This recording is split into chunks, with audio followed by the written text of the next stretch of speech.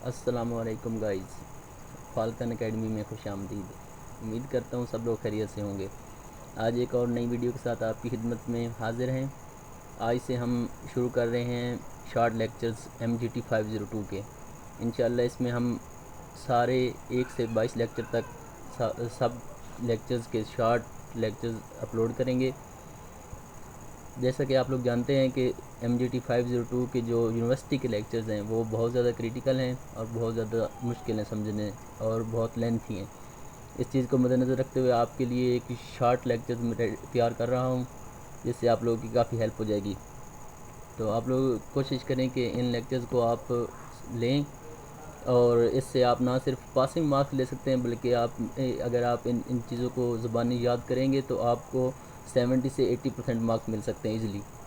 तो चलें शुरू करते हैं लेक्चर नंबर 1 से। तो ये MGT 502 ये ऑर्गेनाइजेशनल बिहेवियर की ये बुक है। इसमें हम ऑर्गेनाइजेशनल बिहेवियर को स्टडी करते हैं। तो इसका लेक्चर नंबर 1 हम शुरू करते हैं। ऑर्गेनाइजेशनल बिहेवियर,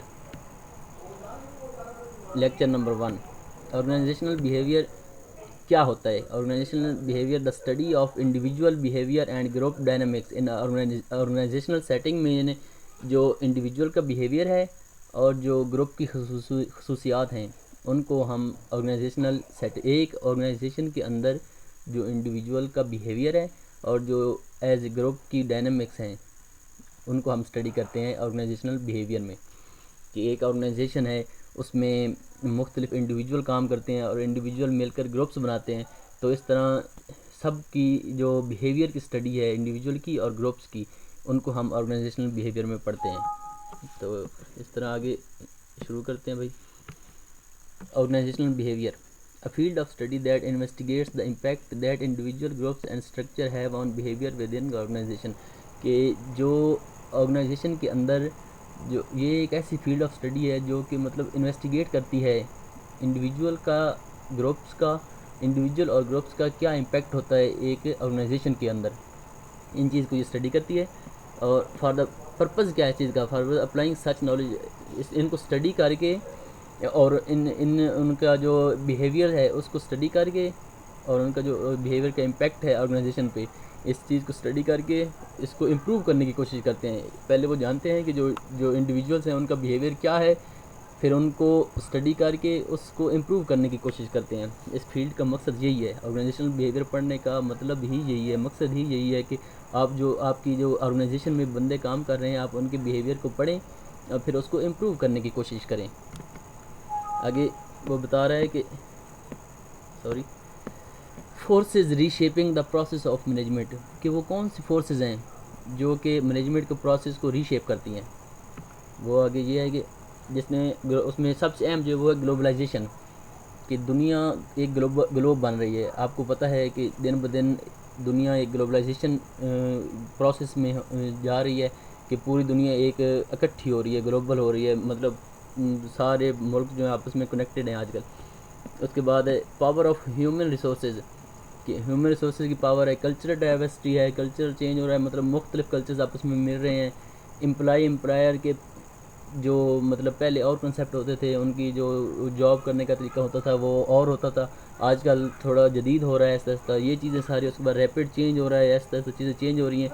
तो ये सारे चीज़ें मिल के ना ये वो फोर्सेस हैं जो मैनेजमेंट के जो प्रोसेस ऑफ मैनेजमेंट है उसको रीशेप कर रही हैं। पहले मैनेजमेंट का और मतलब होता था, लेकिन अभी ये जो फोर्सेस हैं ये मिलके मैनेजमेंट के जो मैनी है उसको बदल रहे हैं ऐसा ऐसा।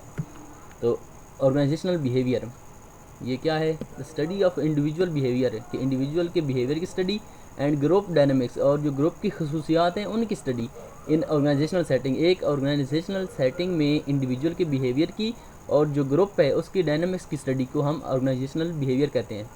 जैसे इस शेप में आपको देख सकते हैं कि ह्यूमन बिहेवियर को उसने सेंटर में रखा है, तो इस पर मुख्तलिफ फोर्सेज अमल कर रही हैं। जैसे कि ऑर्गेनाइजेशनल डिज़ाइन भी इस पर अमल कर रहा है, जॉब्स कर रही हैं, वर्क डिज़ाइन कर रहा है, ऑर्गेनाइजेशनल स्ट्रक्चर कर रहा है, परफॉर्मेंस अप्रेजल कर रहा है और कम्युनिकेशंस भी। ये ह्यूमन बिहेवियर है, इस पे ये सारे फैक्टर्स जो हैं ये असरअंदाज होते हैं और इसी चीज़ को हम स्टडी करते हैं ऑर्गेनाइजेशनल बिहेवियर में और इसको इम्प्रूव करने की कोशिश करते हैं।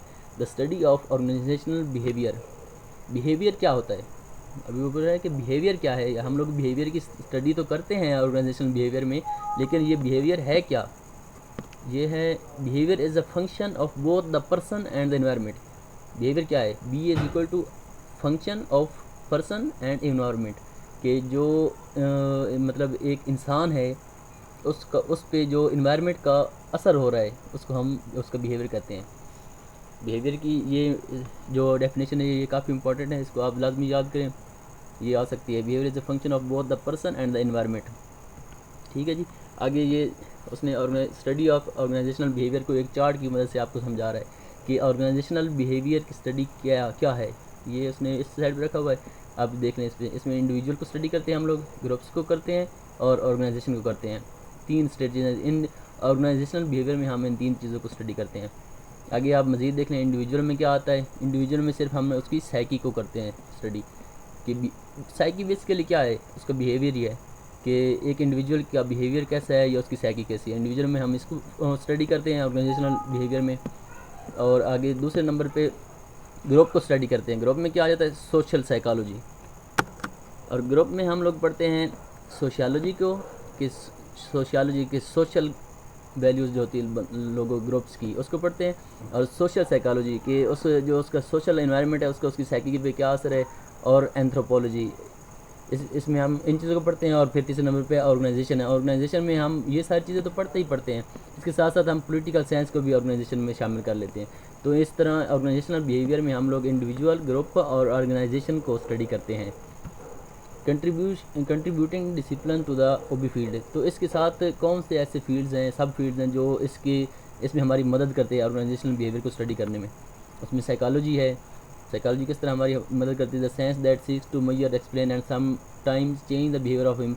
ये वो साइंस है जो कि लोगों के बिहेवियर को एक्सप्लेन करने, उनको समझने में हमारी मदद करती है। ये साइकोलॉजी को आप पढ़ सकते हैं। Learning, motivation, personality, emotion, training, leadership, ये इंडिविजुअल की सारी ये चीज़ें हमें साइकोलॉजी से पता चल जाती हैं। ये सारी उसकी बिहेवियर का हिस्सा होती हैं। और इस तरह आगे सोशियोलॉजी क्या है? ये study of people in relation to their fellow human being. Sociology कैसे? सोशल, कि उसका सोशल बिहेवियर कैसा है, लोगों के साथ उसका बर्ताव कैसा है, सोशियोलॉजी से हमें पता चलता है। सोशियोलॉजी में ये सारे उसने बताया कि group dynamics, work team work, power, conflict, former organisation theory, organisational theory, organisational change, ये सारी चीज़ें हम उसकी सोशियोलॉजी हम इसमें हमारी हेल्प करती है पढ़ने में। ये सारी चीज़ें ग्रुप्स को पढ़ने में सोशियोलॉजी हमारी हेल्प करती है। उसके बाद सोशल साइकोलॉजी, ये क्या होती है? ये an area with psychology that blend concept from psychology and sociology. ये सोशल साइकोलॉजी आपको पता है कि सोशल और साइकोलॉजी की सोशल जो उसकी सोशल लाइफ है उसका उसके जहन पे क्या असर होता है, इसको हम सोशल साइकोलॉजी कहते हैं। और ये हमें हेल्प करती है लोगों के बारे के बिहेवियर के बारे में जानने में।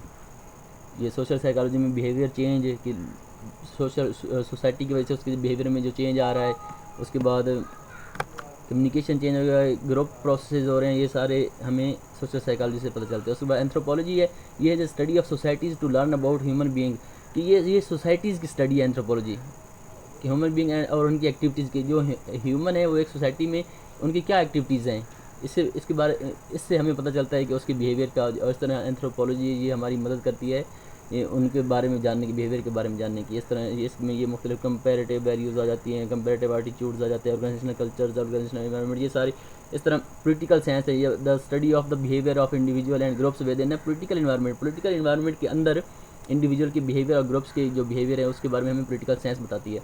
जैसे कन्फ्लिक्ट हो गया, ये सारी इस तरह पॉलिटिकल साइंस हमें ऑर्गेनाइजेशनल बिहेवियर लोगों के समझने में मदद करती है। तो एंड पे उसने ये दोबारा बता दिया कि द स्टडी ऑफ ऑर्गेनाइजेशन ये क्या है, इंडिविजुअल की है, ग्रुप्स की और ऑर्गेनाइजेशन को स्टडी करते हैं। आगे सब फील्ड भी उसने बताई हुई, आप इसको देख सकते हैं। वाई डू वी स्टडी ओबी, कि हम इसको स्टडी क्यों करते हैं। पहले तो वो बता रहा था कि हम ये है क्या, अभी बता रहे हैं कि हम इसको स्टडी क्यों करते हैं।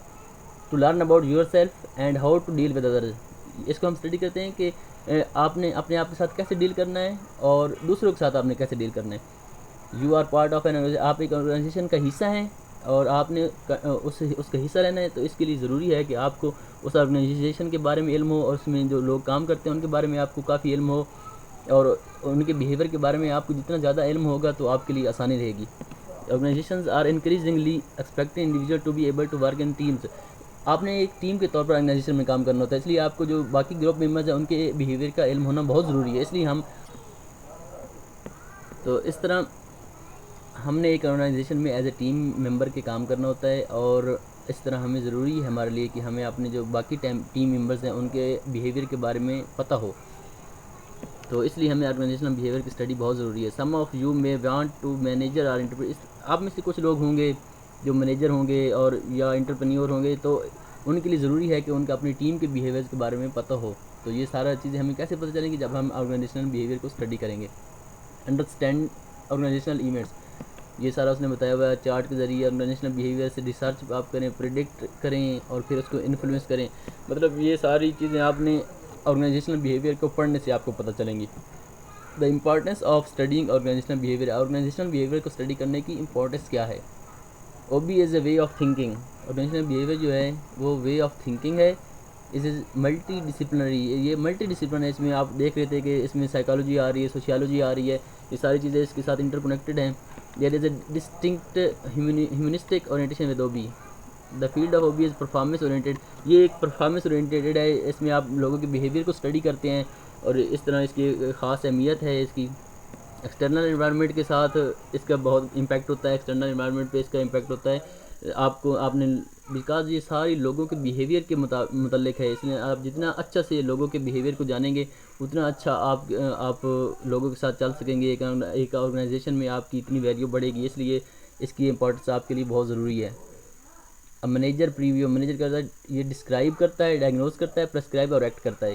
जो मैनेजर होता है वो क्या करता है, ये अहम सवाल है, ये MCQs में भी आया हुआ था कि ये चीज़ों को डिस्क्राइब करता है, डायग्नोज करता है प्रॉब्लम्स को, प्रेस्क्राइब और उसको सोल्यूशन देता है और एक्ट उस पर अमल करवाता है। ये मैनेजर का है। Handle the challenges faced by today organisation, challenge को साफ ज़ाहिर सी बात है जो मैनेजर होता है उसने जो जितने ऑर्गेनाइजेशन को जितने प्रॉब्लम्स आते हैं उनको वही हैंडल करता है, डील करता है लोगों के साथ, डिमोस्ट्रेट करता है, उनको चीज़ें बताता है कि कैसे काम करना है। Understand the importance of effective organisation behaviour, उसको जो एक ऑर्गेनाइजेशनल बिहेवियर की कोई जो इम्पोर्टेंस है उसको वो अंडरस्टैंड करता है और सिस्टमेटिकली डिस्क्राइब करता है उन चीज़ों को, लोगों को इसके बारे में जो कि डिस्क्राइब करता है कि आप ऑर्गेनाइजेशनल बिहेवियर को पढ़ें और अप्लाई करता है। 4 स्टेप डायग्नोस्टिक अप्रोच, और जो 4 स्टेप डायग्नोस्टिक अप्रोच है उसको अप्लाई करवाता है अपनी उसमें कंपनी में या ऑर्गेनाइजेशन में। और वो 4 स्टेप डायग्नोस्टिक अप्रोच क्या है कि वो यही है ना कि डिस्क्राइब करता, सबसे पहले डिस्क्रिप्शन होती है कि डाटा कलेक्शन थ्रू ऑब्जर्वेशन, ये सारी चीज़ों से इंटरव्यू से जितना डाटा हासिल करता है उसको डिस्क्राइब करता है, उसके बाद डायग्नोस करता है। Identify the key factors application of theories and concept, जितने ये सारे कंसेप्ट्स और थ्योरीज होती है, एप्लीकेशन होती है, उनको वो डायग्नोस करता है, उनके हल बताता है आपको। उसके बाद प्रेस्क्राइब करता है आपको, ये पहले वो डायग्नोस करता है कि प्रॉब्लम है क्या, फिर उसके हल को वो प्रेस्क्राइब करता है, मतलब आपको फिर उसका हल बताता है, फिर वो एक्शन लेता है कि आपने क्या क्या एक्शन करने हैं इस पर। इस तरह ये एक 4 स्टेप प्रोसेस है मैनेजर के लिए। तो इसी के आगे वो है जी ओबी द सिस्टम, फिर वो दोबारा दोहरा रहा है उसी तारीफ को कि ऑर्गेनाइजेशनल बिहेवियर क्या है। Systematic study of how people behave in organisation, कि ये एक स्टडी ऑफ बिहेवियर है कि एक ऑर्गेनाइजेशन में लोग कैसे बिहेव करते हैं। सिंपल है, एनफ फॉर टुडे। ये पहला लेक्चर इधर ही ख़त्म हो जाता है कि ओबी क्या है, ऑर्गेनाइजेशनल बिहेवियर क्या है, इसकी इंपॉर्टेंस क्या है इंसान की लाइफ में और ये क्यों ज़रूरी है। ये सारा पूरे लेक्चर में आज बता रहा है। इंशाल्लाह इधर ही आज की वीडियो एंड करते हैं। इंशाल्लाह अगली वीडियो में लेक्चर नंबर 2 के साथ हाजिर होंगे। तब तक के लिए अपना ख्याल रखें। अल्लाह हाफिज़।